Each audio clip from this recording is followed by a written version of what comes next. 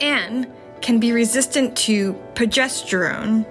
The disease can be found anywhere in the body. It can be superficial or deep infiltrating and comes in all types of sizes and colors.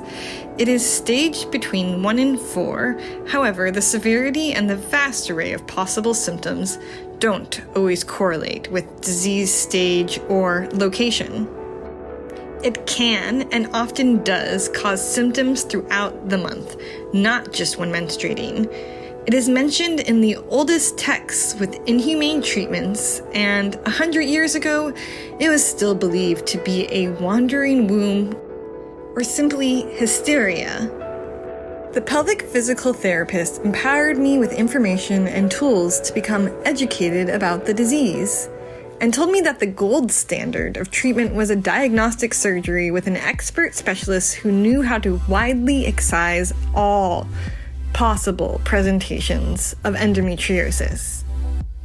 It's important to find a true specialist because there are many providers who believe they are endo experts that are in fact not.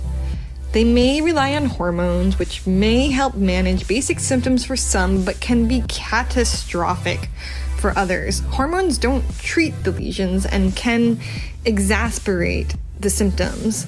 These providers may excise in some areas, but not be able to excise advanced endo or excise all the endo, and they often misidentify in the endo or simply ablate, aka burn, a few superficial lesions, which is akin to trying to remove a tree from the ground by burning one leaf. They may believe endometriosis is the same as the tissue in the uterus or caused by retrograde menstruation. It's not.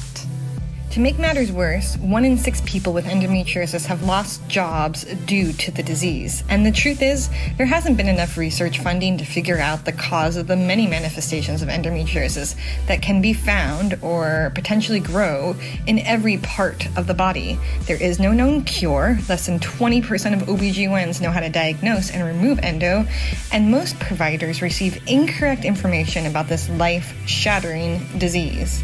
I was overwhelmed.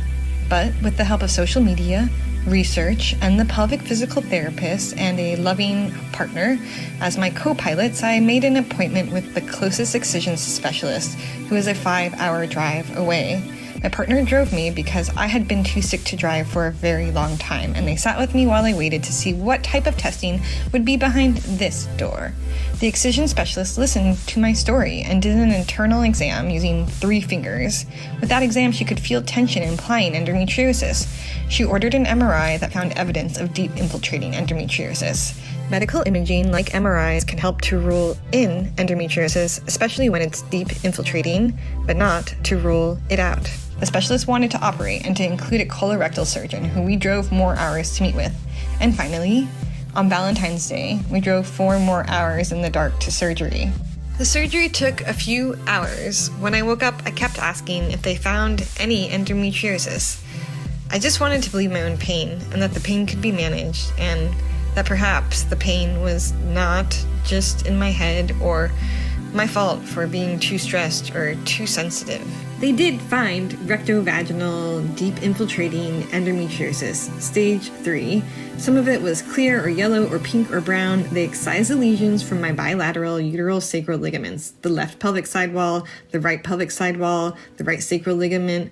Ovarian endometriomas in both ovaries were removed and covered in stem cell membranes. Deep layers in the cul-de-sac were carefully dug out. The surgeons removed retroperitoneal endometriotic fibrosis, causing distortion of the anatomy throughout my pelvis, and they mobilized the left ureter, which connects to your kidney, to remove additional adhesions.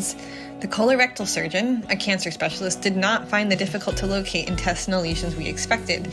Instead, he removed thick adhesions in between my rectum and uterus and adhesions throughout my small intestine.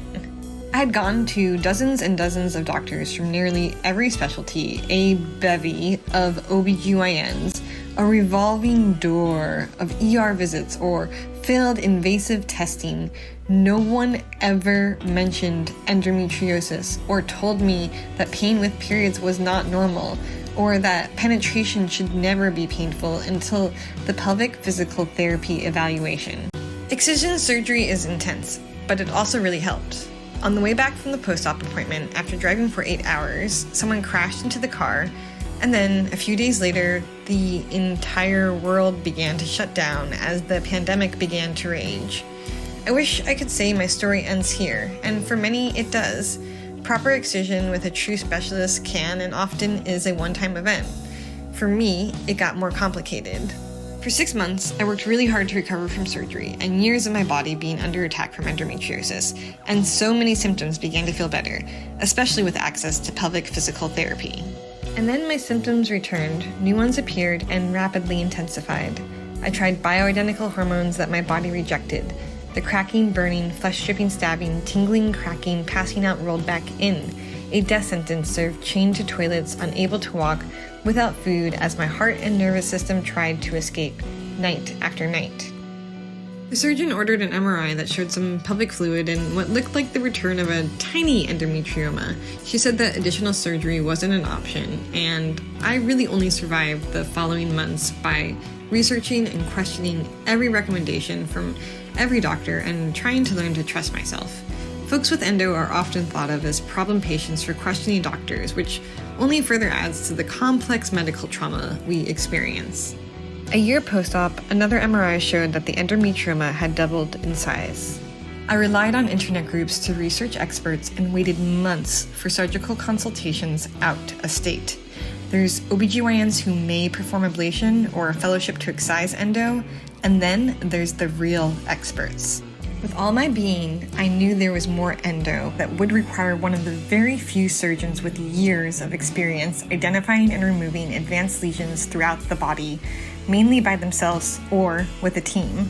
I suspected I had lesions involving my intestines and my rectum and my diaphragm, but was told it was unlikely by the surgeons, whose fees range from $12,000 to $20,000 US, and it was the height of the COVID pandemic. My dad wanted to help me leave the state for surgery, but he died suddenly before he could. I spent hours every week, every day, fighting insurance and got nowhere. Access to wealth should not determine access to care, but with endometriosis, wealth can be the determinant of health. A new doctor who has endo encouraged surgery with an expert as soon as possible and helped me access pain management with suppositories and low-dose naltrexone. Pain with endometriosis should be believed and managed and provided accommodations for, but pain is often dismissed. AbbVie, the company that sells Orilissa and Lupron, spends millions of dollars to lobby decision makers and fund providers and the American College of Obstetricians and Gynecologists who set treatment guidelines. I was desperate to eat, walk, sleep, breathe, or stay conscious when I scheduled a consultation with a surgeon across the country. His skills and experience with removing deep infiltrating endometriosis were exceptional. He was realistic about recovery, the damage advanced endo inflicts, and he listened to me. The surgeon helped me fight insurance with access to a free lawyer and an extensive letter on the medical necessity to have surgery out of state, especially for stage 4 endo, but insurance still denied me. I finally gave up on my insurance. Thanks to COVID special enrollment, I was able to switch to a grossly expensive insurance plan with national health coverage. Crowdfunding from friends and their friends, my partner, his sister, and training hard at pelvic and mental therapy made another big operation possible. The hospital approved my application for financial aid. Every hospital in the US has a different policy. And just like that, our 2-week excision surgery trip began with an illuminating pre-op appointment. I got COVID tested, and then the next day I walked down the block to surgery, thousands of miles away from home. I woke up after 6 hours, and nurses helped me advocate to stay the night and count the new surgical scars.